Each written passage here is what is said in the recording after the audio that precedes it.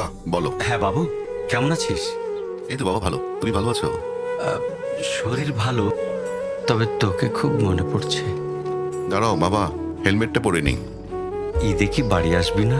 ঈদে বাড়ি আসবো কিনা বলতে পারছি না বাবা। তোমার অ্যাকাউন্টে টাকা পাঠিয়ে দিয়েছি। বাবা আমার প্রমোশন হয়েছে, স্যালারিও বেড়েছে, পুরো 1,00,000। আলহামদুলিল্লাহ। বাবা একটু লাইনে থাকো। বাবা তুমি তো বলেছিলে পিতৃঋণ কখনো শোধ হয় না। 20 বছরে আমার পিছনে যত টাকা খরচ করেছো, তুমি কি জানো আগামী 5 বছরে সেই টাকা তোমায় ফিরিয়ে দিতে পারবো?